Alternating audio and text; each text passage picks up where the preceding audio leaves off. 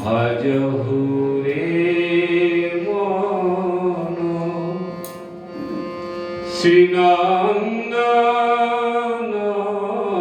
শ্রীনন্দনন্দন অভয় চরণার বিন্দরে।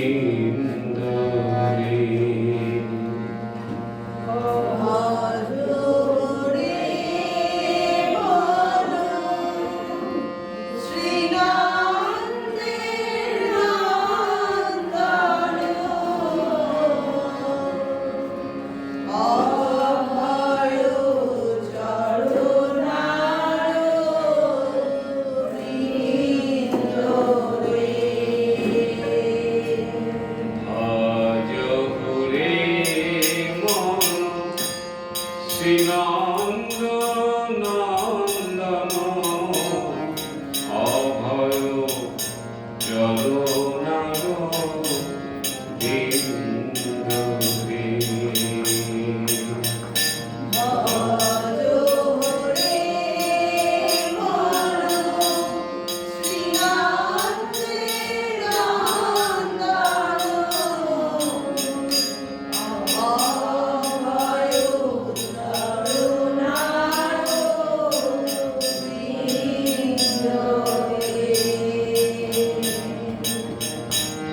দুর্লভ মানব জনম সৎসঙ্গে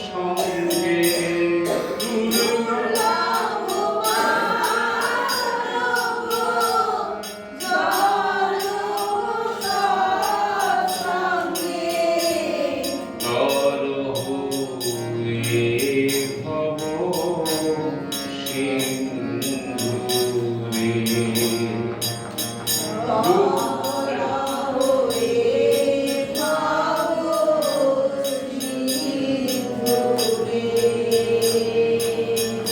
ভজহু রে মন শ্রীনন্দনন্দন অভয় চরণার বিন্দরে।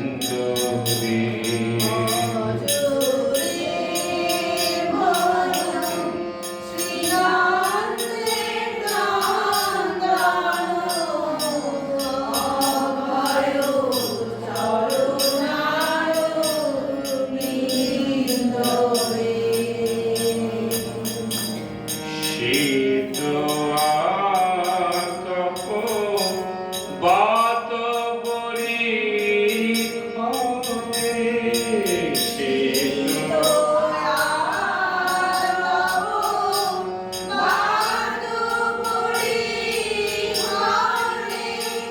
শীত আতপ বাত পরীক্ষণে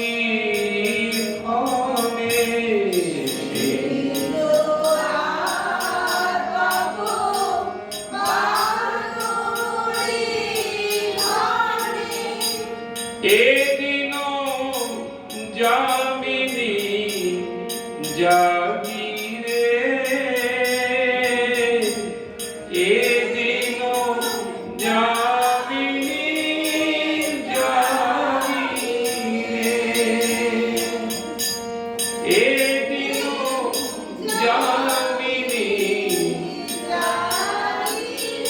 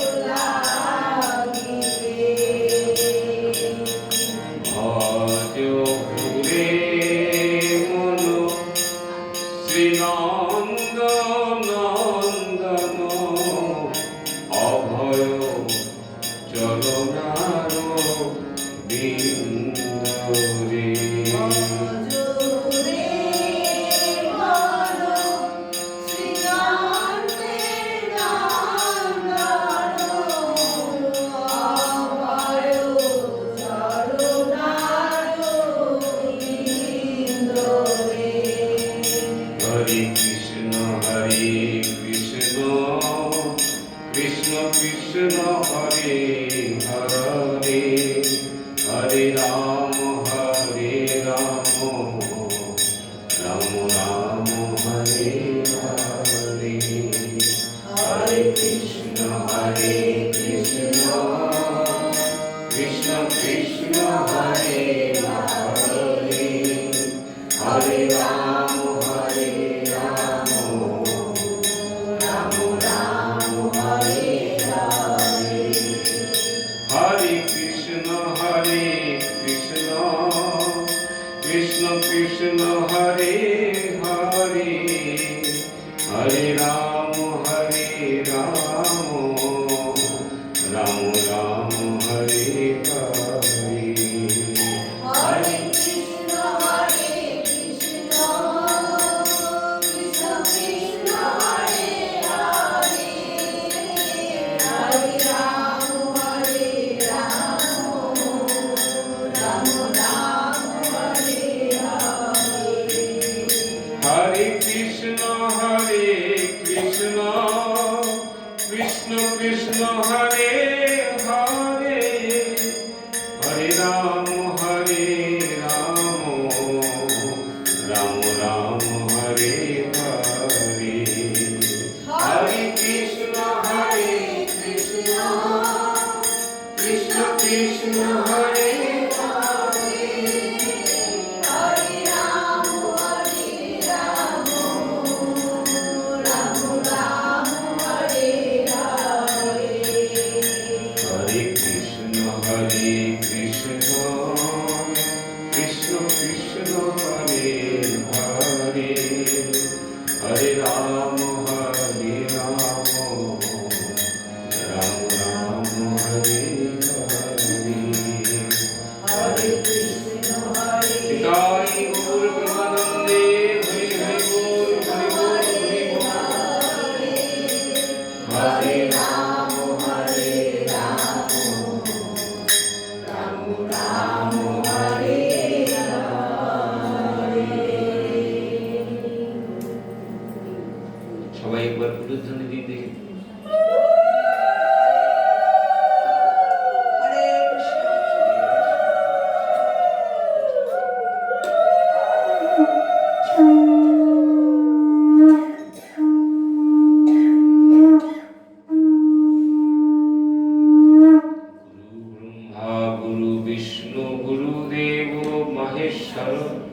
गुरुदेव परम ब्रह्म तस्मै श्री गुरवे नमः। अज्ञान त्रिविधस्य ज्ञानजेन शलाकया चक्षुर्मिलितं येन तस्मै श्री गुरवे नमः। अखण्डमण्डलाकारं व्याप्तं येन चराचरं तत्पदं दर्शितं येन तस्मै श्री गुरवे नमः। अखण्डमण्डलाकारं व्याप्तं येन चराचरं तत्पदं दर्शितं येन तस्मै श्री गुरवे नमः। हे कृष्ण करुणा सिंधु दीनबंधु जगत्पते गोपेश गोपिकान्त राधाकान्त नमोस्तुते। कृष्णाय वासुदेवाय भक्तानां भयाभञ्जन राधिका प्रसवन्नित गोविन्दाय नमो नमः। हे कृष्ण करुणा सिंधु दीनबन्धु जगत्पते गोपेश गोपिकान्त राधाकान्त नमोस्तुते। आज বোধহয় 20 বছর কি 22 বছর পরে এমন একটা দিন আমরা পেয়েছি। আমার যতদিন এই মন্দিরে ভাগবত কথা শুরু হয়েছে তার মধ্যে তো একবারও আসেনি। একই দিনে মকর সংক্রান্তি, একই দিনে একাদশী, বহু ভাগ্যের ফলে একই দিনে পাওয়া যায়। আজকে আমরা সত্যি সকলে খুব ভাগ্যবান। আজকে আমরা সেই দিনে ভগবানের নাম করতে বসেছি, নামে আমাদের রুচি আছে, তাই তো সকলে এক জায়গায় এসে বসেছি। একাদশী ভাগবত কথা আর মকর সংক্রান্তির দিনে একাদশী ভাগবত কথা এই মিলেমিশে এক হয়ে গেছে। খুবই খুবই আমরা ভাগ্যবান। আবার জানি না এই জীবনে আর পড়বে কিনা, কারণ আমাদের সময় তো খুবই কম। সময় একমাত্র পেয়েছিলেন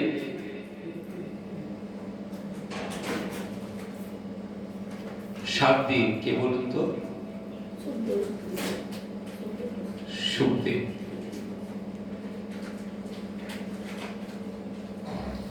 তাছাড়া আমাদের কারোর দিনের কোনো ঠিক নেই। কাজে আবার যে আমরা এই দিনটা পুনরায় পাবো বা পেতে পারি এর কোনো গ্যারেন্টি আমরা কেউ জানি না। কিন্তু যখন এই দিনে সকলে আছি, তাহলে আমরা আজকের দিনে অবশ্যই গোবিন্দের নামে ব্রতী হব। প্রথম আমাদের একাদশীর মাহাত্ম্য কথা একটু শুনে নিই, তারপরে আজকের কপিল দেব ভগবানের কথা একটুখানি শুনবো, তারপরে আমাদের যে বাকি আছে নরোত্তম ঠাকুরের কথা সেটা শোনা হবে। আজকের একাদশীর নাম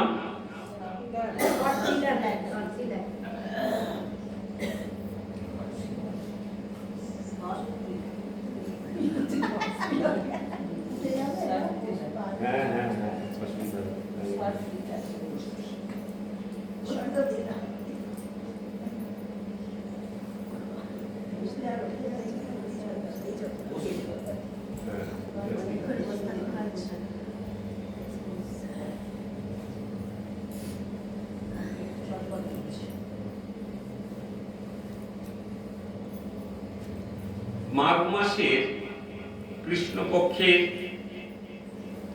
ষটতিলা একাদশীর মাহাত্ম্য ভবিষ্য পুরাণে বর্ণিত আছে।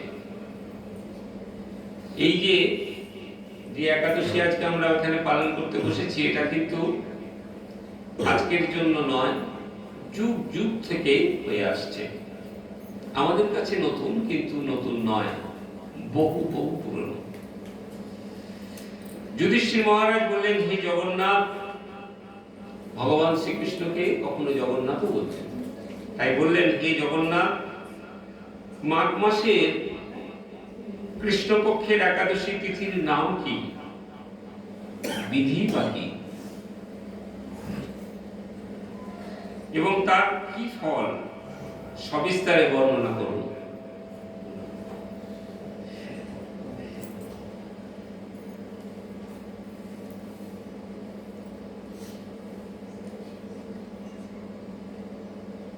তদুত্তরে ভগবান বললেন, হে রাজন,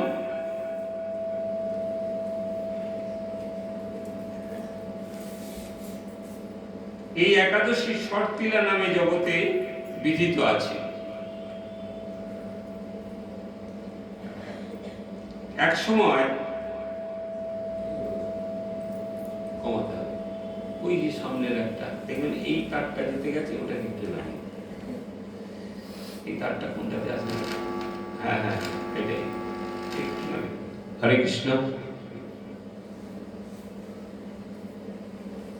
এক সময় দানব ঋষি মুনিশ্রেষ্ঠ পুলস্তকে জিজ্ঞাসা করেন, মর্ত্যলোকের মানুষরা ব্রহ্ম হত্যা, গো হত্যা, অন্যের সম্পদ হরণ আদি পাপ কর্মের দ্বারা তারা নরকে গমন করে।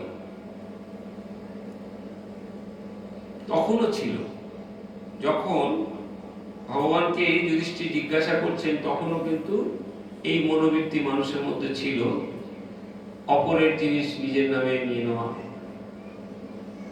এখনো আছে, তখনও ছিল।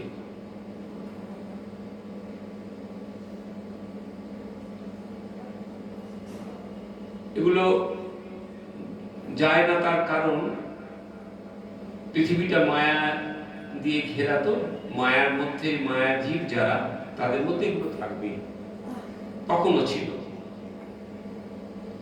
এর থেকে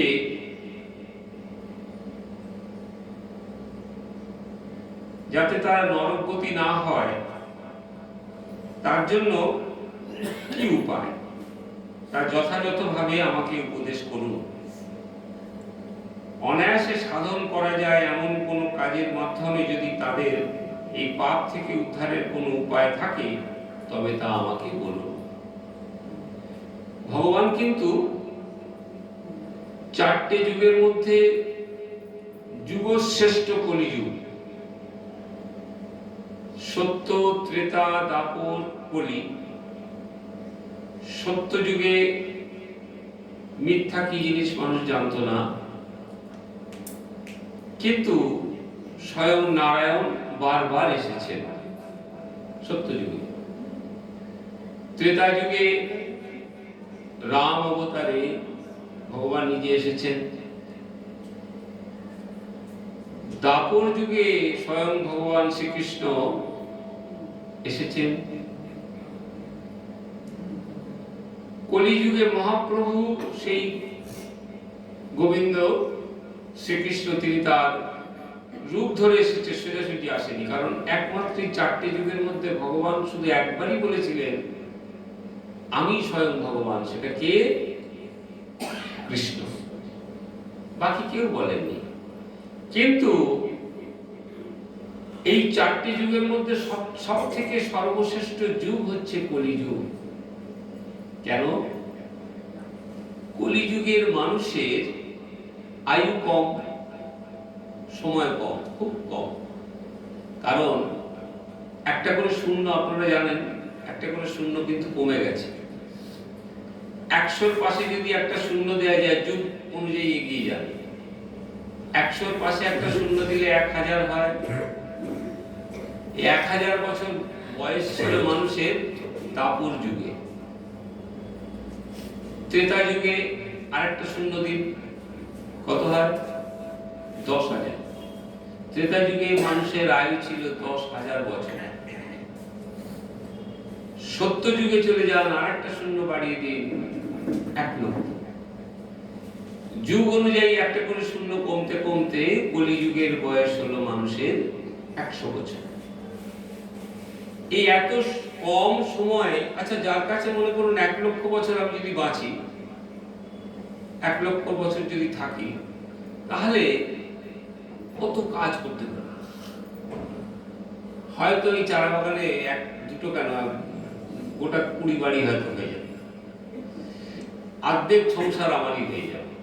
কারণ যে কথা বলা হচ্ছে, এই যে মুনির কাছে আমরা গিয়ে স্নান করে এলাম, ইনি 60,000 সন্তানকে, এক রাজার 60,000 সন্তান কি করে হয়? যার আয়ু 100 বছর, তার 60,000 সন্তান হবে, মেনে নিতে হবে। কখন হয় না, পিতার যদি বয়স 1 লক্ষ বছর হয়, তার 60,000 সন্তান হতে পারে, তাই না? সেখান থেকে যদি আমরা আসি, তাহলে কিন্তু তখন আয়ু ছিল, তবেই এই কথাগুলো এসেছে। এবার আমাদের আয়ু কম বলে ভগবান বললেন যে তোমাদেরকে ভগবান পেতে গেলে তোমাদেরকে খুব সহজ শর্ত কিছু দিয়ে দিলাম। প্রথম সহজ শর্ত হচ্ছে, প্রথম কলিযুগের জীবের জন্য হরের নাম, হরের নাম, হরের নাম ওইব কেবলম, কলৌ নাস্তেব নাস্তেব নাস্তেব গতিরন্যতা। হরিনাম খুব সহজে, লেখাপড়া জানার দরকার নেই, কোনো ইউনিভার্সিটিতে যাওয়ার দরকার নেই, কোনো প্রফেসরের কাছে যাওয়ার দরকার নেই, শুধু নাম করলেই তোমরা মুক্তি পেয়ে যাবে। দ্বিতীয়, এই মাসে 2টো করে একাদশী পালন করো। একাদশী পালন করলে আমি খুব খুশি হই। নাম আর একাদশী এই দুটো ব্রত যদি যে নাম করে আর যে একাদশী পালন করে, আমাদের মুখ্য উদ্দেশ্যটা কি বলে না, মোক্ষ লাভ করতে চাই আমরা। মোক্ষটা মানে কি জানেন? মোক্ষ মানে আবার আসা না, ভগবানের সান্নিধ্যে থাকা, একেবারে যেখানে আর জন্ম মৃত্যুর জ্বালা থাকে না। সেই মোক্ষ লাভ করার উদ্দেশ্য সকলের, কেউ বোঝে কেউ বোঝে না। এই জন্মে বুঝবে না, কিন্তু জন্ম জন্ম নিতে নিতে নিতে নিতে নিতে নিতে একদিন কিন্তু বুঝবেই বুঝবে। মনে করুন এই জন্মেতেই মারা তো যাবে প্রত্যেকে, আমরা যারা এসেছি তারা চলে যাবে, একবারে স্বর্ণ অক্ষরে লেখা, তো কোনো ভুল নেই। প্রত্যেকে আজকে কেউ, কালকে কেউ, সবাই কেউ থাকবে না। কিন্তু একটা জিনিস লক্ষ্য করেছেন, ঠিক মরার আগে, সবার জন্য বলছি না, কেউ কেউ, তবে বেশিরভাগই বোধহয় এরকম, মরার আগে কিন্তু খুব কষ্ট পায় এবং তখন সে নিজে থেকে বলে, ঠাকুর এবার আমায় নিয়ে নাও, আর কষ্ট সহ্য করতে পারছি না। বাড়ির লোক কি বলে জানি না, বাড়ির লোক হয়তো চায়, সে তো আগে থেকেই চায়, 60-62 বছর বয়স হয়ে গেলে এবার তুমি যেতে পারলেই বাঁচো। কিন্তু নিজে নিজে যে ব্যক্তি এসেছিলেন, সে যখন দেখতে পায় যে আমার ছায়াটাও আমার সঙ্গ ছেড়ে দিয়েছে, তখন কিন্তু সে নিজে নিজেই ভাবে, ঠাকুর এবার আমায় নিয়ে নাও, আর ভালো লাগে। এত কষ্ট কেন দিচ্ছ? কষ্টটা কেন? এসেছিলাম বলে জরা ব্যাধি এটা ওটা নিয়ে, দুনিয়ার রোগ যন্ত্রণা নিয়ে একেবারে যাচ্ছে তাই অবস্থায় বসে আছি।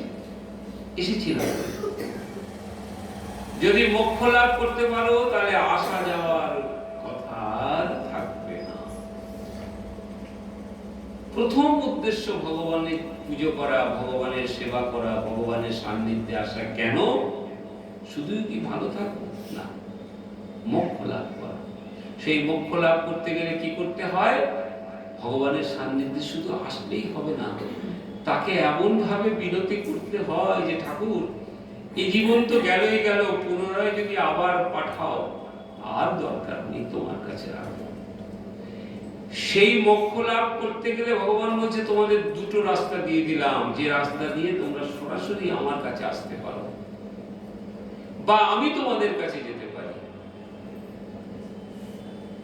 যখন যে হরিবাসরে হরি কথা হয়, সেখানে ভগবান বিরাজ করে। তিনি বলেছেন, যেখানে আমার নাম গুণগান কীর্তন আমার ভক্তরা করে, আমি সেখানেই থাকি। তাহলে তার সান্নিধ্যে আমরা এসে গেছি, এটা তো শিওর, কারণ তিনি বলেছেন, আমি বলছি না। ভগবান বলেছেন, যেখানে আমার নাম গুণগান কীর্তন হয়, আমি সেখানেই বিরাজ করি। সে হতে পারে কোনো ভক্তের রূপ মধ্যে রয়েছে, যিনি পাঠ করছে তার মধ্যে রয়েছে, অথবা তিনি অশরীর, কারণ তার তো কোনো শরীর হয় না, তিনি আমাদের মধ্যেই তো বিরাজ করছেন। তা তিনি এখানে রয়েছেন। এই ভগবান বলছে, 2টো জায়গায় যদি তোমরা আমাকে ডাকতে পারো, একটা হচ্ছে একাদশী নিষ্ঠাভাবে পালন যদি করতে পারো, আমি তোমার সান্নিধ্যে রয়েছি। একাদশী, এই একাদশী কথাটার সম্পূর্ণ খোলা মানে হচ্ছে, একা তোমার কাছে থাকবো, একা বাস করাকে একাদশী বলে, ভগবান আর আমি। তো তার সান্নিধ্যে আছি মানে একাদশী যারা করেছে তারা প্রত্যেকে তার সঙ্গে রয়েছে। তাহলে তিনি নিজেই বলেছেন যে, যে একাদশী পালন করে আমি তার সঙ্গে থাকি। আর কার সঙ্গে থাকি না? যেখানে আমার নাম গুণগান কীর্তন হয়, আমি সেখানেও থাকি। তাহলে একাদশী আর নাম, এই 2টো রাস্তা তিনি সহজভাবে করে দিয়ে গেলেন। এই করে দিলেন বলেই যা কোনো যুগে করেননি, কোনো যুগে করেননি। 60,000 বছর, 50,000 বছর, 30,000 বছর গায়ে ঢিপি হয়ে গেছে, তখনও সেই রাম মরা মরা মরা মরা মরা মরা মরা মরা করছেন। বাল্মীকি মুনি গায়ে একবারে উয়ের ঢিপি হয়ে গেছে। আমাদের গায়ে একটা পিঁপড়ে বসলে আমরা ধ্যান ভেঙে যাবে, যদি সচ্ছল করে একটা পিঁপড়ে চলে যায়, তাকে এদিকে আগে ঝেড়ে ফেলে আবার ধরে বসবে। সেই রকম তাতেও তিনি ওই কত বছর পরে তিনি কিন্তু রামায়ণ লিখে দেখা পেয়েছে, কথা একবার বলেনি। বাল্মীকি মুনি রামের দর্শন পেয়েছে কোন জায়গায় লেখা নেই, তিনি রামায়ণ লিখেছেন, তার কলমে এসে গেছে, তিনি তার মধ্যে বসে বিরাজ করে তিনি তার এই বইটি লিখলেন অত বছর ধ্যান করার পরে। অথচ আমরা কলিযুগের মানুষ একেবারে নিমেষের মধ্যেই ভগবানকে দর্শন করতে পারি কি করলে? হরে কৃষ্ণ হরে কৃষ্ণ কৃষ্ণ কৃষ্ণ হরে হরে, হরে রাম হরে রাম রাম রাম হরে হরে, হরে কৃষ্ণ হরে কৃষ্ণ কৃষ্ণ কৃষ্ণ হরে হরে, হরে রাম হরে রাম রাম রাম হরে হরে, হরে কৃষ্ণ হরে কৃষ্ণ কৃষ্ণ কৃষ্ণ হরে হরে, হরে রাম হরে রাম রাম রাম হরে হরে। এই সহজ রাস্তা তিনি করে দিয়ে গেলেন, শুধু নাম করো আমি তোমার সঙ্গে আছি। ভগবানকে পেতে গেলে আবার বলেছে অনেক উপাচারে আমাকে পুজো দিতে হবে না, অনেক কিছু ব্যবস্থা করতে হবে না। নারদ ঠাকুর বলছে, ঠাকুর তোমাকে পাওয়ার জন্য তুমি বলছো যে আমাকে কিচ্ছু লাগে না, কিচ্ছু দিতে হবে না। কি দিতে হবে না? একটু গঙ্গা জল আর একটা তুলসী পাতা আমার চরণে দিলে আমি খুব খুশি হই, আমি তার হয়ে যাই। ঠাকুর মরুভূমিতে গেছি, যেখানে শুধু বালি আর বালি, না তো তুলসী আছে না গঙ্গা আছে, তোমাকে ডাকছি, কি দিয়ে কি করে তোমায় পাবো বলো?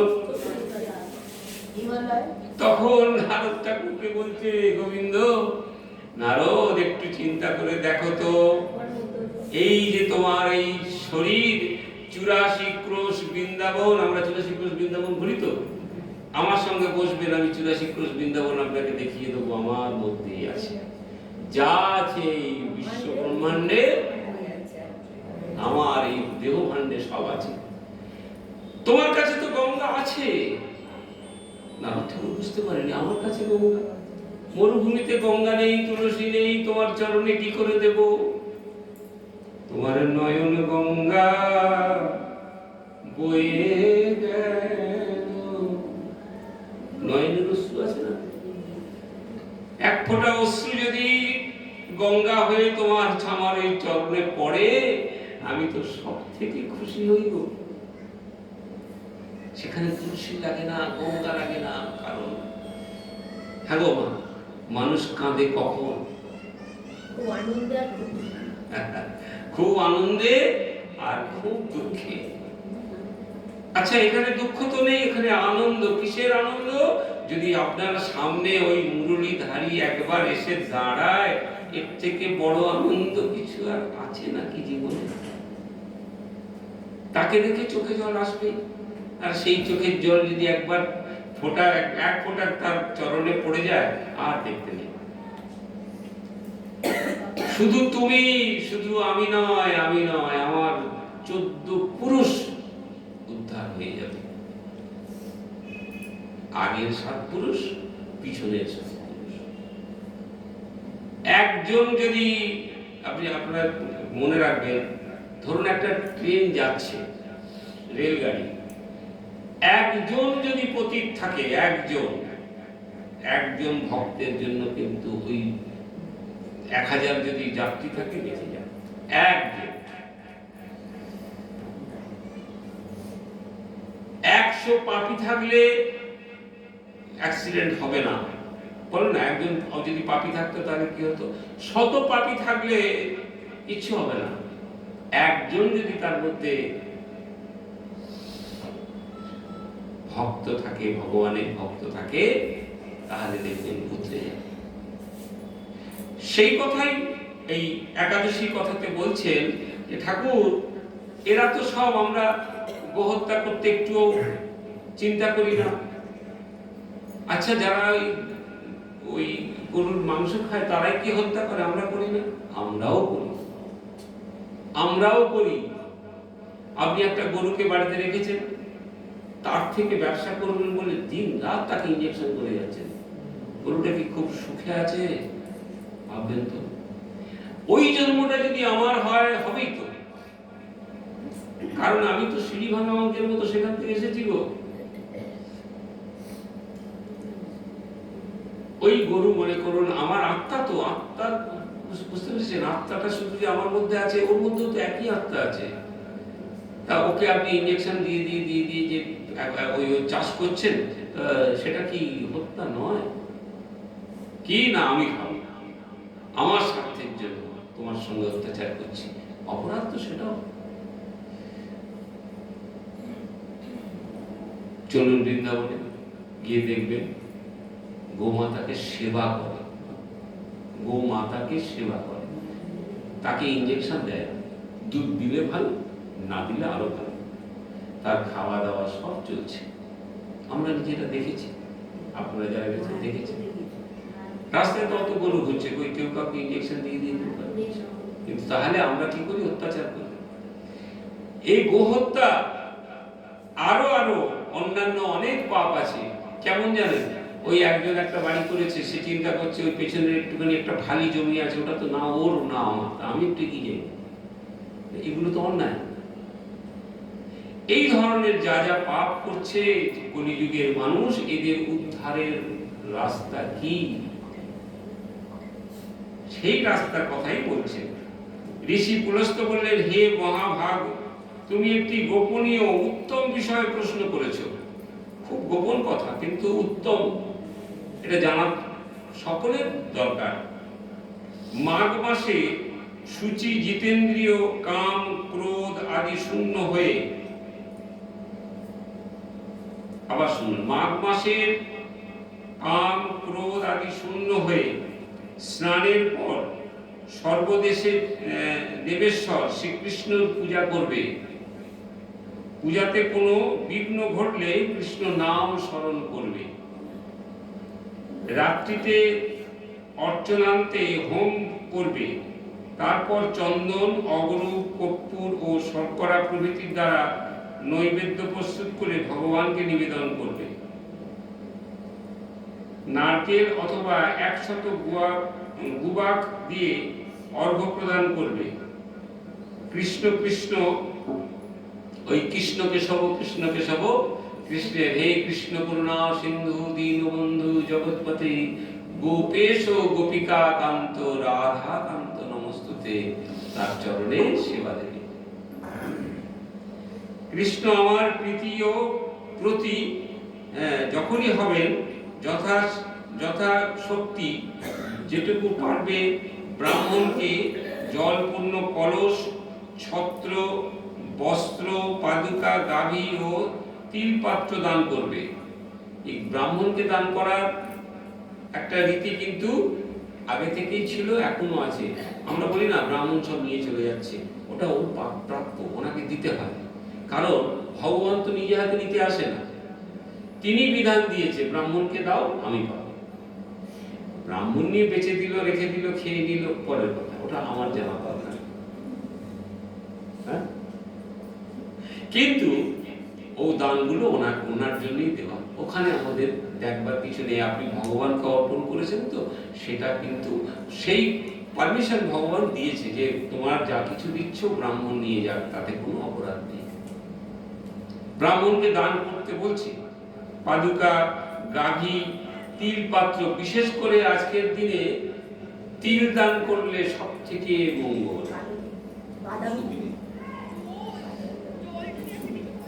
তিল দান করেছেন? হ্যাঁ, ছবি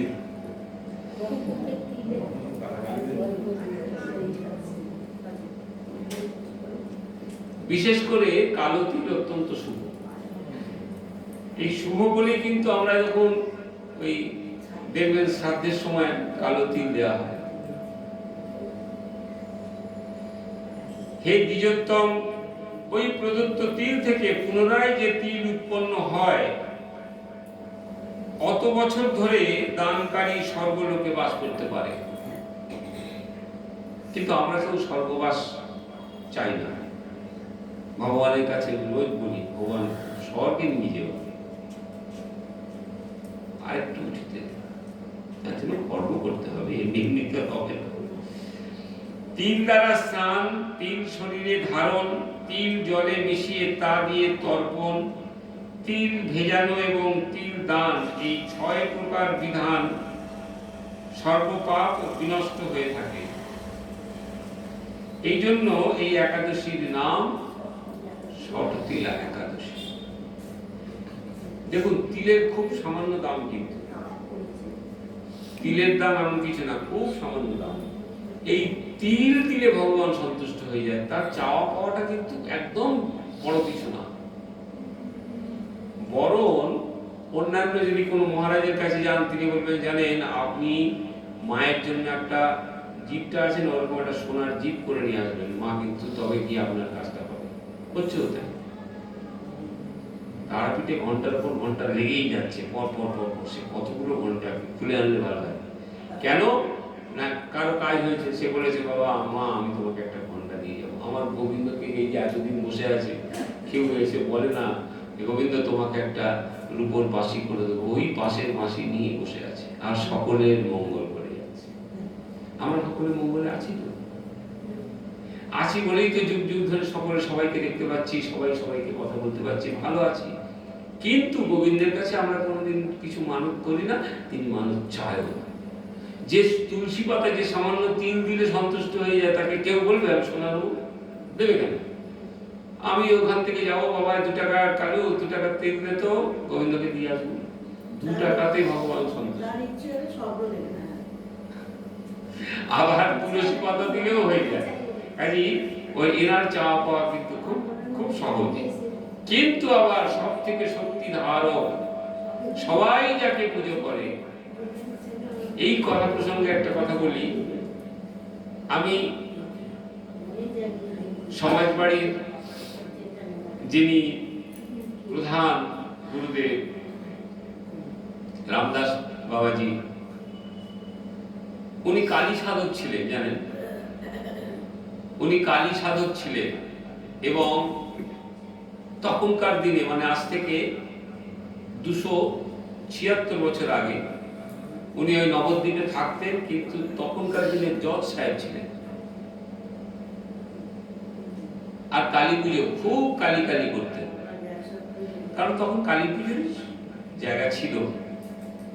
হরিনাম হতো বটে, কিন্তু বহুল মানুষ কালী পুজো করতেন।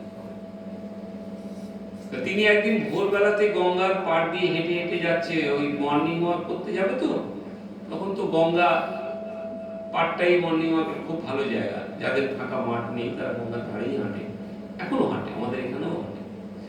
তো তিনি গঙ্গার পাড় দিয়ে হাঁটতে হাঁটতে যাচ্ছে, আর মনে মনে চিন্তা করছে যে আমি তো কালী সাধক, তো মা কই আমাকে তো কোনোদিন দেখা দিল না। আমি এত সাধনা করি, বাড়িতে এত পূজা আর্চা করি, আমায় কোনোদিন দেখা দিল না। এই চিন্তা করতে করতে করতে করতে হঠাৎ তিনি মাথা করে ওখানে পড়ে যায়। পড়তেই স্বপ্ন দেখছে মা, হ্যাঁ রে, তুই আমাকে চিন্তা করছিলি, শোন, তুই আবার এই হাঁটতে হাঁটতে রাস্তা দিয়ে যখন যাবি, সামনে দেখতে পাবি একটি মূর্তি আছে, ওই মূর্তি পূজা কর, ওই মূর্তি পূজা কর, ওতেই আমাকে পাবে। তারপরে যখন আবার জ্ঞান ফিরে এসেছে, উনি তো দেখছেন কি দেখলাম আমি, সত্যি যদি আমার স্বপ্নটা ঠিক হয় তাহলে আমি হাঁটতে হাঁটতে কিছু না কিছু পাবো, কারণ স্বপ্নেতে বলেছে কিছু পাবি। তো তিনি ওই গঙ্গার পাড় দিয়ে আবার যখন হাঁটতে হাঁটতে যাচ্ছেন, যেতে যেতে দেখছে গঙ্গার ওই কাদা টাদা মাখানো একটা মূর্তি পড়ে আছে। সামনেটা গিয়ে মূর্তিটা দেখে দেখছি যে কৃষ্ণ মূর্তি, হাতে এরকম আসিনা কৃষ্ণ মূর্তি, কাদায় মাখামাখি পা।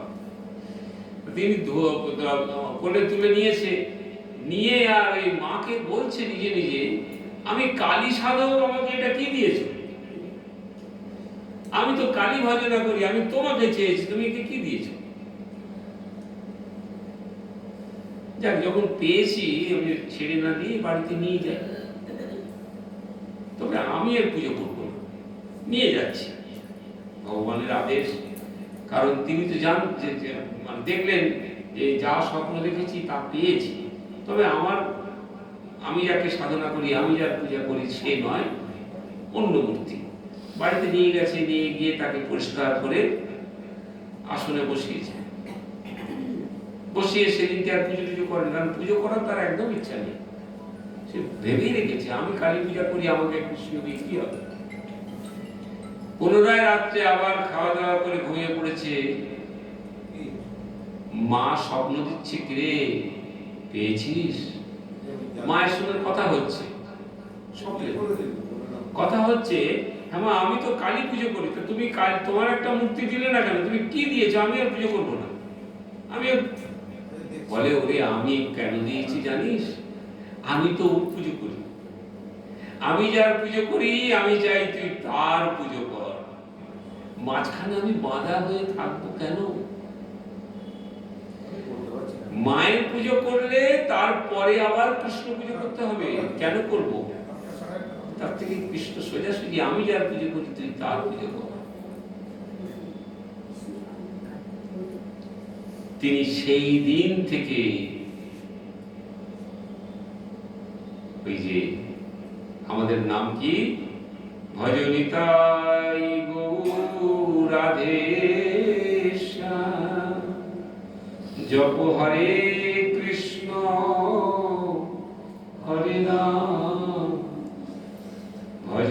ভজনিতাই গৌর রাধেশ্যাম, জপ হরে কৃষ্ণ হরে নাম, জপলে ভজনিতাই গৌর রাধেশ্যাম।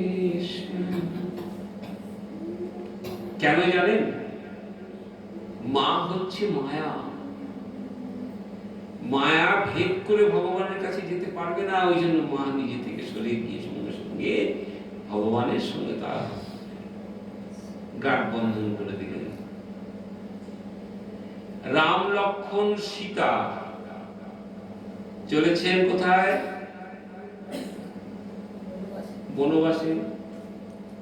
লক্ষ্মণ বারবার এগিয়ে গিয়ে যাচ্ছে, বারবার এগিয়ে গিয়ে যাচ্ছে যে ভগবান রাম, তিনি তো জানতেন, লক্ষ্মণ তো জানেন তার বাপ দাদাকে, ভগবান রামের একটু পাটা দেখবেন বলে, তার চরণ দর্শন করবে বলে লক্ষ্মণ যতবার এগিয়ে গিয়ে যায়, মাঝখানে কে? সীতা। সীতাকে মায়া, তো মায়া।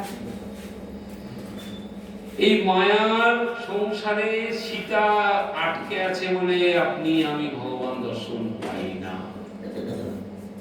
এটা মনে রাখতে হবে। আমরা বলি না ভগবান দর্শন কেন পাচ্ছি না, কি করে পাবে? তুমি মায়া থেকে বেরোতে পারোনি, পাবে কি করে?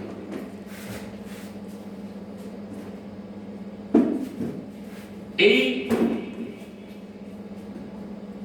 যুক্তিটি যখন রামদাস বাবাজি পেলেন, তখন থেকে তিনি চিন্তা করলেন, তাহলে তো আমি কৃষ্ণ সেবা করাই উচিত আমার। তাই সেদিন থেকে তিনি ওই কৃষ্ণ সেবাই করতে শুরু করলেন। সেই কথাই এখানে বলছে যে তিল অত্যন্ত শুভ, ওই প্রদত্ত তিল থেকে পুনরায় তিল উৎপন্ন হয়। এই 6 প্রকার বিধান সর্বপাপ বিনষ্ট হয়ে থাকে, এই জন্য এই একাদশীর নাম ষটতিলা একাদশী। এই যুধিষ্ঠির একসময় নারদও এই ষটতিলা একাদশীর ফল ও ইতিহাস সম্পর্কে জানতে চাইলে যে কাহিনী আমি বলেছিলাম তা এখন তোমার কাছে বর্ণনা করবো। একদিন নারদও জানতে চেয়েছিল, ঠাকুর এই 2 টাকার তিলে তুমি সন্তুষ্ট হয়ে যাও, তাহলে তোমাকে রাজভোগ টাজভোগ কে দেবে, কি কারণে সন্তুষ্ট হও? তাকে যা বলেছিলাম আজকে তোমাদেরকেও সেই কথাই বলব। পুরাকালে মর্তলোকে এক ব্রাহ্মণী বাস করত। সে প্রত্যহ ব্রত আচরণ ও দেব পূজা পরায়ণ ছিল। কি গো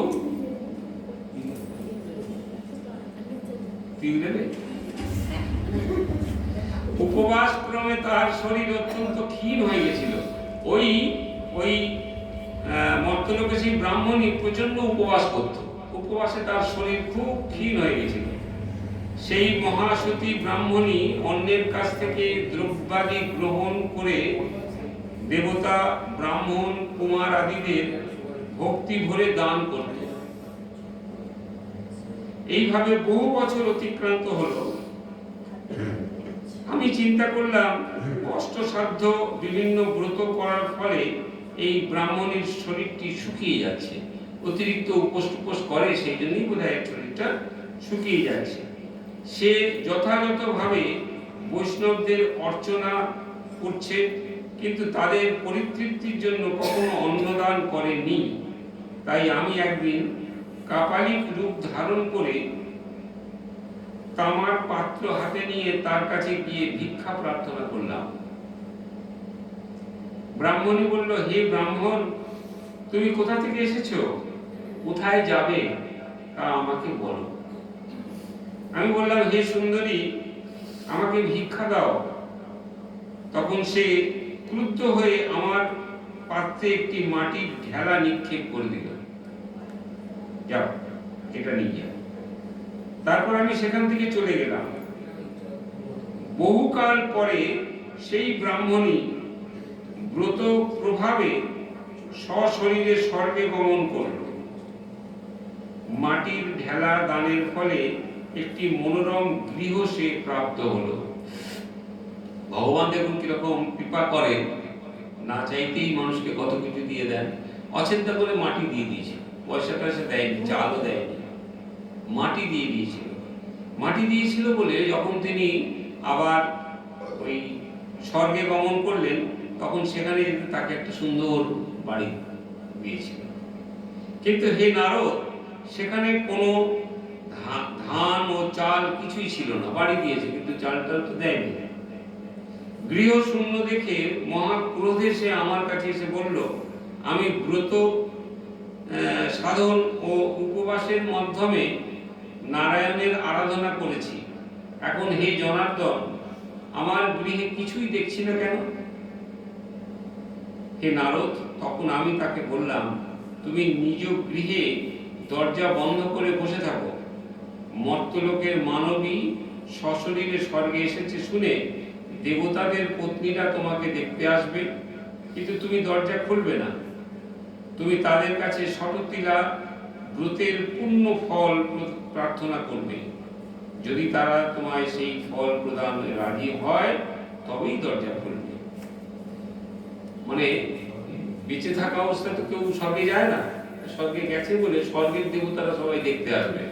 এবং তখন ওই মেয়েটি বলেছে, নারদ বলছে যে তাকে শিখিয়ে দেওয়া হয়েছে, এই যেমন ওই ওকে শিখিয়ে দেওয়া হয়েছে যে সব শেষের দিকে আসবে, তাড়াতাড়ি আসবে।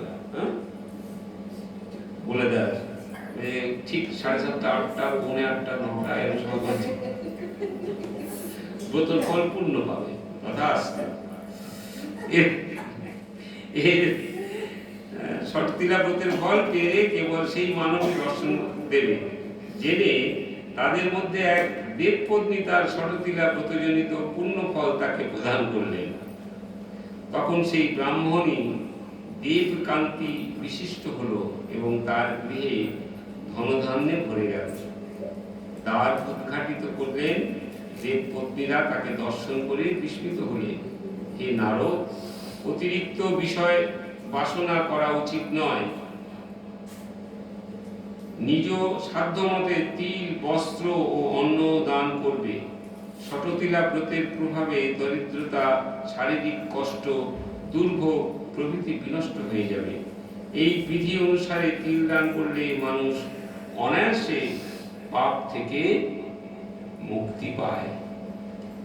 এই শততিলা একাদশী পালন করলে, এবং শুধু তাই নয়, আজকের দিনে তিল দান করলে অবশ্যই তুমি মুক্তি পাবে। এই ছিল আজ একাদশীর মাহাত্ম কথা। এবারে আমরা আজকের দিনে আরেকজনের কথা না শুনলেই নয়। তিনি হচ্ছেন কপিল মুনি ভগবান। তিনি কিন্তু বিষ্ণুর অবতার। এই কপিল মুনি ভগবান কিন্তু কোন ভগবান বিষ্ণুর এক অবতার। তিনি, আমি দু একটা কথা আপনাদের জন্যই সংগ্রহ করেছি, যদি এর কোনো বই তো আমার কাছে ছিল না।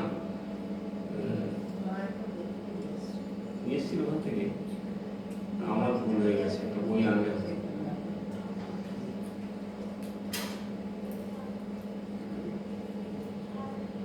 কপিল মুনি হচ্ছেন সর্বোচ্চ দেবতা বিষ্ণুর একটি অবতার বলে উল্লেখ করা হয়েছে, এবং ভাগবত পুরাণে অবতারের তালিকায় তার নাম কিন্তু পাওয়া যায়। পিতা গৃহত্যাগ করলে কপিল নিজের মা দেহুতিকে যোগ ও বিষ্ণু ভক্তি শিক্ষা দেয়। ছেলের কাছেও মায়ের কাছে মা শিখতে পারে।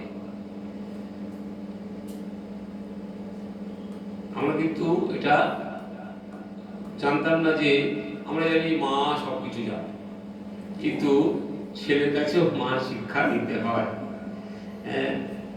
বিষ্ণু ভক্তি প্রদান করেন। এর ফলে দেহুতি মোক্ষ লাভ করেছিলেন। এটা কিন্তু মায়ের জন্য। ভাগবত পুরাণে 11 অধ্যায়ে কপিল সংখ্যা দর্শন কৃষ্ণ উদ্ধবের কথায় কিছু কথা এখানে বলেছেন।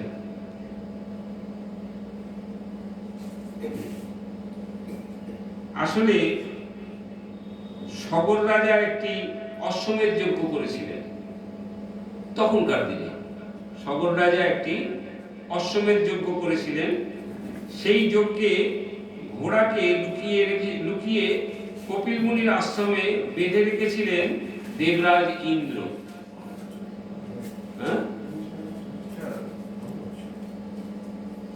দেবরাজ ইন্দ্র, আসলে ইন্দ্র ভয় পেয়ে গিয়েছিল এই যজ্ঞকে। সেটিকে বানচাল করে দিতে তার এই পরিকল্পনা ছিল, যাতে যজ্ঞটা না করতে পারে। সেই জন্য ওই কপিল মুনির আশ্রমে ইন্দ্র গিয়ে ওই ঘোড়াগুলোকে বেঁধে রেখেছিল। সেই আশ্রমটা আমরা যে গঙ্গাসাগরে গেলাম, এখানে হতে পারে, বা অন্য কোনো জায়গায় হতে পারে, কারণ সারা ভারতবর্ষ তো তাদের কাছে কোনো ব্যাপারই ছিল না। তবে জেনে রাখবেন, এই গঙ্গাসাগরে কিন্তু রাম লক্ষ্মণ এসেছিলেন এই কপিল মুনিকে দর্শন করতে। শুধু যে এত মানুষ যায় এমনি এমনি নয়। হ্যাঁ, কোন মন্দিরে? গুন্ডিচা মন্দির, পুরীতে হতে পারে, কারণ এরকম কথাও কিন্তু আছে। সেটাকে বানচাল করার তাদের পরিকল্পনা ছিল। এদিকে নিরুদ্দেশ ঘোড়া খুঁজতে বেরিয়ে পড়ে এক সময় কপিল মুনির আশ্রমে উপস্থিত হন সগর রাজার পুত্ররা। ওই যে ঘোড়া হারিয়ে গেছে বলে সগর রাজা বললেন, তার তো একটা দুটো ছেলে ছিল না, তার 60,000 ছেলে ছিল। 60,000 পুত্র। সকলে মিলে খুঁজতে বেরোলেন যে আমাদের ঘোড়াটা কোথায় আছে। খুঁজতে খুঁজতে খুঁজতে খুঁজতে তারা এসে পৌঁছলেন কপিল মুনির আশ্রমে। ওই আশ্রমে এসে দেখলেন যে ঘোড়াটা ওখানে বাঁধা রয়েছে। তারা ভাবলো যে এই নাটের গুরু এই কপিল মুনি, ইনিই করেছে। তাই তিনি তো ধ্যানে বসেছিলেন, যাতে তার ধ্যানে অসুবিধা হয়, ধ্যান ভঙ্গ হয়ে যায়, তার জন্য নানান ধরনের হাবিজাবি কথা বলতে শুরু করলেন, তাকে বিরক্ত করতে শুরু করলেন। তিনি সঙ্গে সঙ্গে কি করলেন, অভিশাপ দিয়ে দিলেন, তোমরা আমার ধ্যান ভাঙাতে এখানে এসেছো, যার দোষ আমার কিছু জানি না, কারণ ঘোড়া বেঁধে রেখেছে তো ইন্দ্র, তার বিশাল আশ্রম, জানে যে গায়ের আশ্রমে বেঁধে রাখলে ওরা খুঁজে পাবে। সঙ্গে সঙ্গে অভিশাপ দিয়ে কি করলেন, ওই 60,000 পুত্রকে মেরে ফেললেন কপিল মুনি। সবর রাজা কি জানতে পারলেন যখন, তখন তিনি খুব দুঃখ পেলেন এবং কিছু করার ছিল না তার। এরপর তার উত্তক্ত করতে শুরু করলেন এবং সব ছেলেকে শেষ করলেন।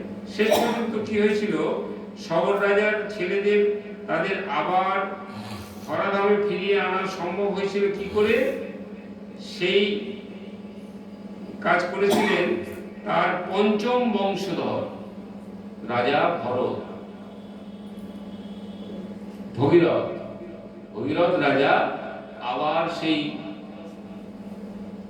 ছেলেদেরকে পুনরায় উদ্ধার করবার জন্য 5 জন্ম পরে তিনি, এই গঙ্গা কিন্তু এখানে ছিল না, গঙ্গা বইতো ওই আমাদের স্বর্গে, সেই স্বর্গ থেকে গঙ্গাকে তিনি মর্তে যদি আনতে পারেন, গঙ্গার স্নানের জলে যদি ছোঁয়া পায়, তাহলে এই 60,000 পুত্র আবার জীবিত হতে পারে। ভগীরথ রাজা তিনি সেই গঙ্গাকে আনয়ন করলেন।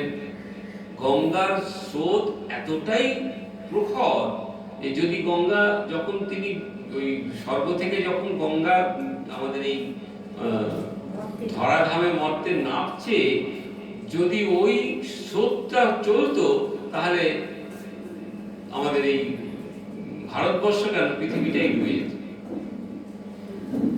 এত তার তেজ।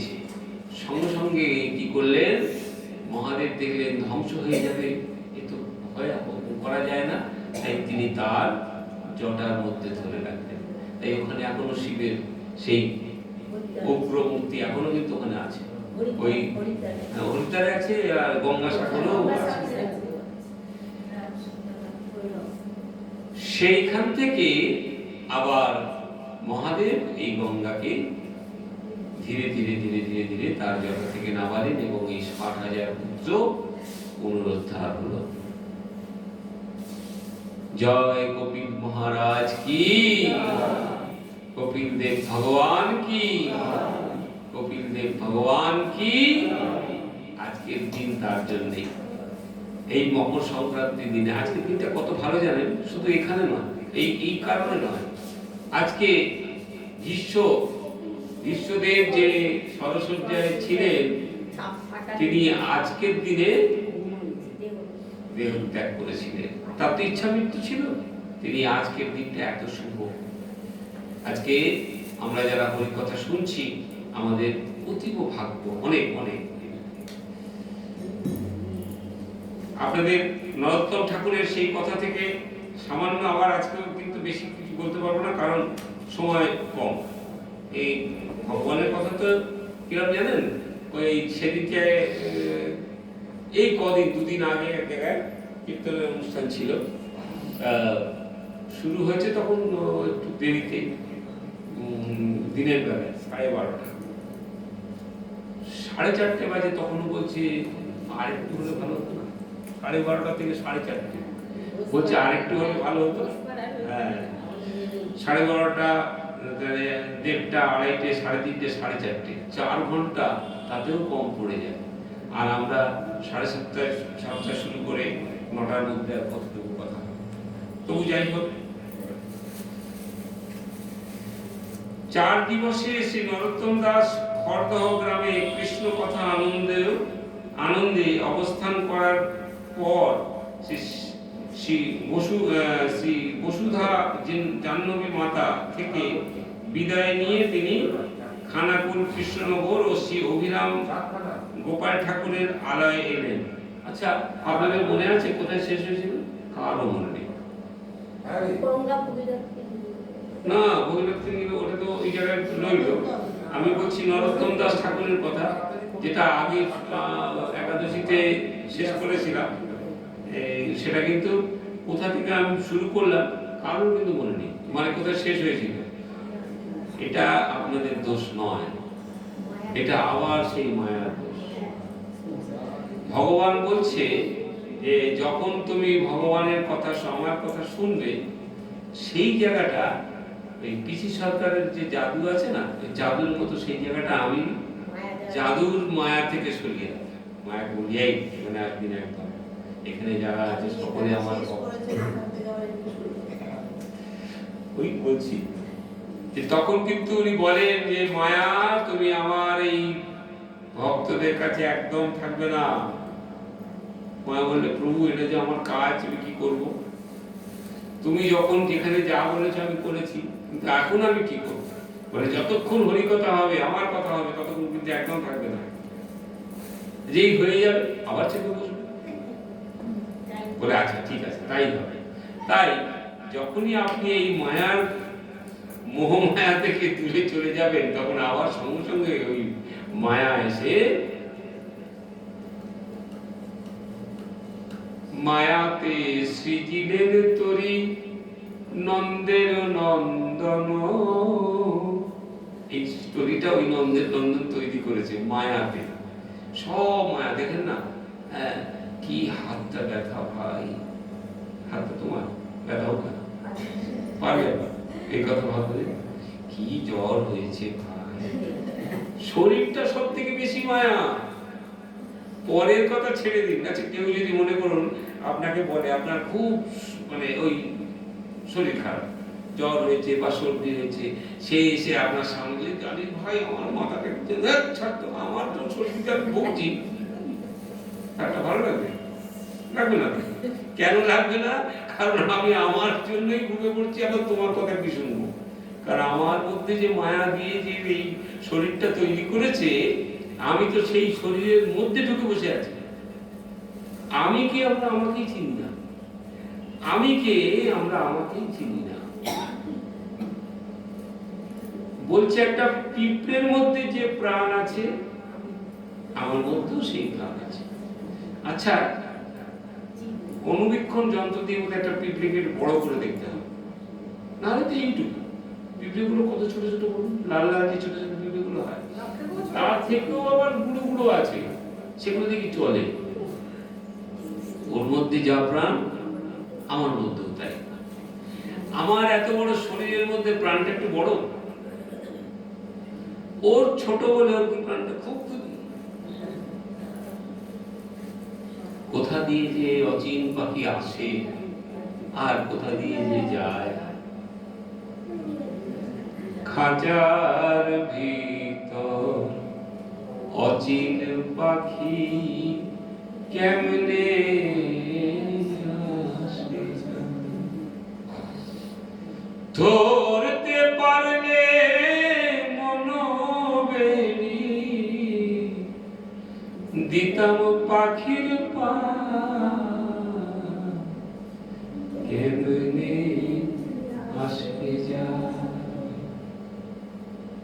আট কুঠারি নয় দরজায় আটা। হ্যাঁ, 9টা দরজা, সব কটার জায়গায় দাঁড়িয়ে থাকে। দাঁড়িয়ে আছে তো, দাঁড়িয়ে আছে, সব দরজাতে দাঁড়িয়ে আছে প্রহরী। কিন্তু কোথা দিয়ে যে চলে যায় আর কোথা দিয়ে আসে, 8 কুঠরি 9 দরজায় আটা, মধ্যে মধ্যে ঝলকা কাটা।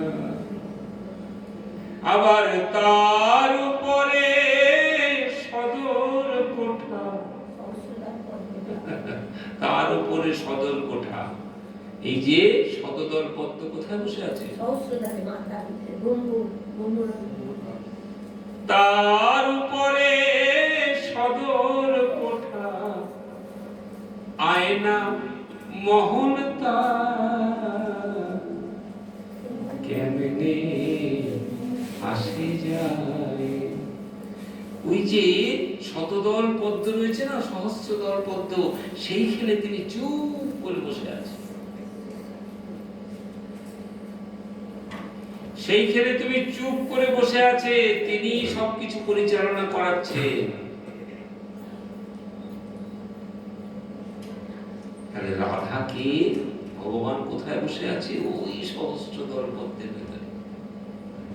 তিনি ধারা হয়ে নিম্নগামী হয়। ধারা হয়ে নিম্নগামী হলেই আমার মতো অধমের জন্ম হয়। কত সূক্ষ্ম চিন্তা করতে পারে। ভগবান বলছে কুরুক্ষেত্র যুদ্ধে, কুরুক্ষেত্রে যেতে হবে না, কুরুক্ষেত্র তোমার দেহের মধ্যে আছে। কুরুক্ষেত্র কোথায়? যেখানে লক্ষ লক্ষ সৈন্য প্রতিদিন মারা যায়। অনেক গোপন তত্ত্ব, খালি চিন্তা করতে হবে আর একাকী বসতে হবে। লক্ষ লক্ষ, তুমি ওখানে কত লক্ষ, 18 দিনে কত লক্ষ মারা গেছে। আপনি আমি কত লক্ষ মেরেছি জানেন? আমার পাপ কোথায় আছে জানেন? প্রতিনিয়ত 7 লক্ষ 8 লক্ষ সৈন্য তুমি মারছো শুধু আনন্দ করতে গিয়ে। সেখানে তো ধর্মযুদ্ধ হয়েছিল। আমরা কি ধর্মযুদ্ধে আছি? আমরা যখন কাউকে হত্যা করি আমরা সেই ধর্মযুদ্ধে যাই? ধর্মযুদ্ধ নয়, অধর্মের যুদ্ধ। তাই তো কলিযুগে এত পাপ, এত অন্যায়, এত অত্যাচার।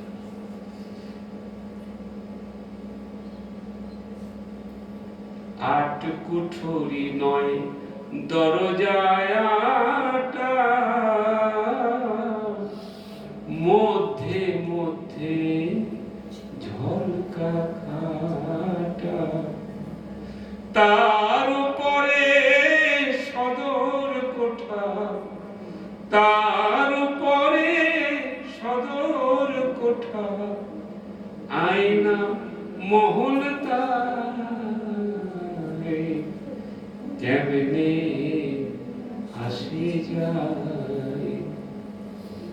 খাঁচার ভিতর অচিন পাখি কেমনে আসে যায়।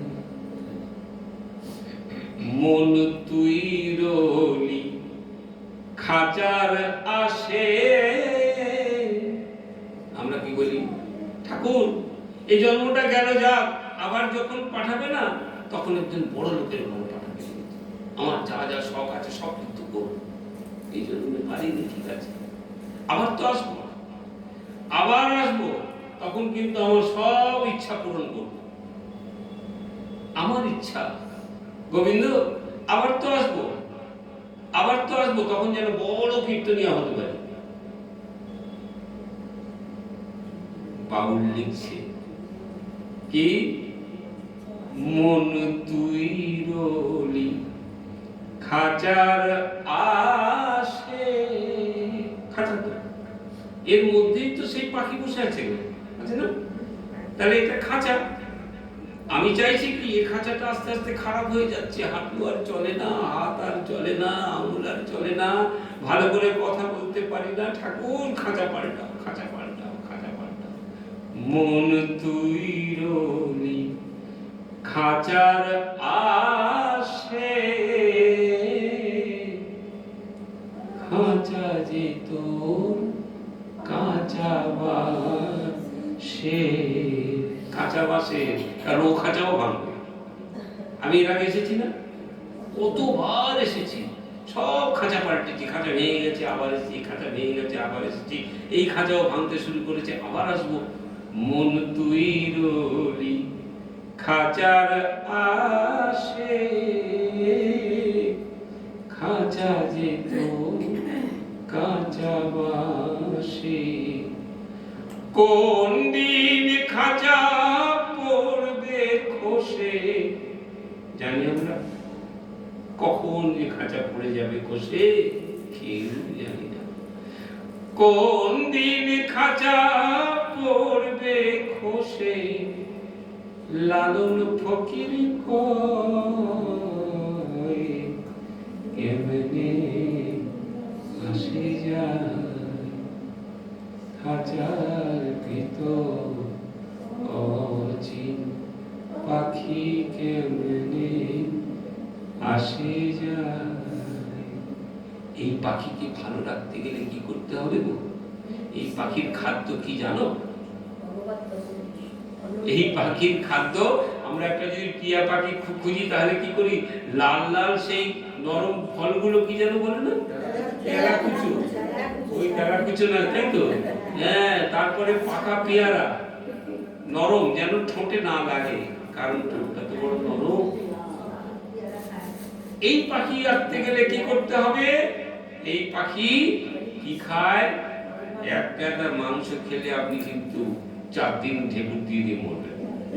পাখি চাইছে না, পেট ভর্তি খেয়ে নিন, তারপরে এই উঠেও আমার বাবা জানেন, আমার বাবা আমারই মাসিমার মেয়ের বিয়ের সময় সে তখন বাবা খেতে পারত, তো বলেছে কি আমি তো মাংস খাই না, তবে তোরা কিন্তু ভালো মাছ আনবি। তাহলে মাছ তো এনেছি। এখন ওই তখন কিন্তু একটা ওই ইয়ে ছিল, ওই ওই যাদের বাড়িতে যাবো আর কি, মানে যদি মেয়ে পক্ষ হয় তাহলে ছেলেদের বাড়িতে গিয়ে কবজি ডুবিয়ে খুব খাবো, কিন্তু খাবার লড়াই ছিল না? হ্যাঁ, মানে একদম। হ্যাঁ, আমার ওদের বাড়ির জানিস একজন এসেছিল, সে 70টা রসগোল্লা কেন মাইরি, হ্যাঁ, আর গোটা 10 মাছ ছিল না। এই বালতি নিয়ে এখানে দাঁড়াও, তুমি সরবে না, তোমাদের আজকে ভাড়া সব শেষ করে দেবো। হ্যাঁ, ছিল না? এখন হ্যাঁ, এবারে বাবা ওরকম এক জায়গায় গেছে আমার মাসির মেয়ের বিয়েতে, সে বিয়েতে গিয়ে এবারে বলছে বাবা হচ্ছে মেসমশাই, মেসমশাই আজকে কিন্তু খেলা দেখাতে হবে। বলে হ্যাঁ আমি রেডি আছি। তো 30টা মাছ খেয়ে ফেলেছে, ছোট মনে আছে, 30টা মাছ খেয়ে ফেলেছে। আচ্ছা, 30টা মাছ খেয়েছে জানো, আর ওটা 30 এগুলো রসগোল্লাও খেয়েছে। আর তখন কি করতো, আপনি কত খাবে নিন বলে থালার উপর চাপিয়ে দিত। হ্যাঁ, থালার উপর দিয়ে দিত, মানে যেন সে এপার ওপার দেখা যাবে না, এরকম আর কি। খেয়ে তো নিয়েছে, এবার বাড়িতে এসে সারা রাত হাঁটছে ছাদের উপরে, শুতে পারে না, বসতে পারে না, বসলেই বলছে যেন মনে হচ্ছে এক্ষুনি বেরিয়ে পড়বে। সবাই বলছে বিষ্ণুসাই কি হলো, বলে আর বলিস না, একদম গলা পর্যন্ত, মানে এরকম করলে এক্ষুনি বেরিয়ে পড়বে। পাখি তো নরম জিনিস খায়, সেই দেখবেন একেবারে তেলাকুচোগুলো লাল হয়ে গেছে টুসটুসে, সেটা দিলে টুকটুক করে খায়।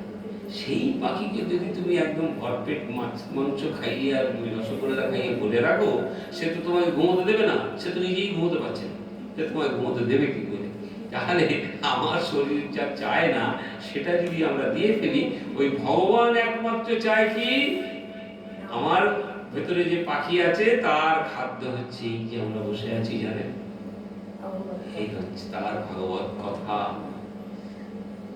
কৃষ্ণেন্দ্রিয় প্রীতি ইচ্ছা ধরে প্রেম নাম, আত্মেন্দ্রিয় প্রীতি ইচ্ছা ধরে।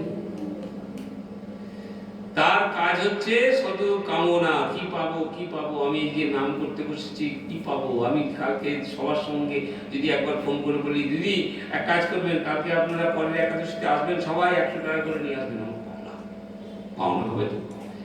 না না না, ভগবানটা চায় না, একদম চায় না। তার হচ্ছে ওই নামের যেটুকু নাম তুমি তার মধ্যে দিতে পারবে, আমরা তো সেই লোভেতেই বসে থাকি, আর কিচ্ছু চাই না। গোবিন্দের কাছে সবসময় বলি, সেই নরোত্তম ঠাকুর ওই আমরা যেখান থেকে পড়েছিলাম, আমি মুখটা একটুখানি বললে তাহলে বুঝতে পারবেন। এই নরোত্তম ঠাকুর কিন্তু অনেক দূর চলে গেছিলাম, হ্যাঁ, আর কবে নিতাই চাঁদ করুণা করিবে, সংসার বাসনা মোর কবে তুচ্ছ হবে, বিষয় ছাড়িয়া কবে শুদ্ধ হবে মন, কবে হাম হেরিব মধুর বৃন্দাবন। কি কথা! আর কবে নিতাই চাঁদ করুণা করিবে। দেখুন, মহাপ্রভুর কথা কেন বলেনি জানেন? নিতাই চাঁদকে সবসময় নিতাই ভজ, নিতাই ভজ, নিতাই ভজ মন, নিতাই ভজলে কৃষ্ণ পাবে গৌর অনেক। গৌরকে সবসময় লোক ভজনা করতে বলে না। নিতাই ভজনা করতে কেন বলে না? নিত্যানন্দ প্রভুই কিন্তু এই নাম যে প্রচার করার জন্য নিত্যানন্দ। মহাপ্রভু দেখুন, সন্ন্যাস নিয়ে তিনি চলে গেলেন পুরীধামে। সেখানে ছিলেন, তিনি তো নাম প্রচার করতে খুব একটা বলেননি, কিন্তু নিত্যানন্দ প্রভু গ্রামে গ্রামে গিয়ে সকলকে বলেছেন, সকলকে এই নাম দিয়েছেন। তাই ওই আর কবে নিতাই চাঁদ করুণা করিবে, সংসার বাসনা মোর কবে তুচ্ছ হবে, বিষয় ছাড়িয়া কবে শুদ্ধ হবে মন, কবে হাম হেরিব মধুর বৃন্দাবন। নরোত্তম দাস ঠাকুর বলছেন।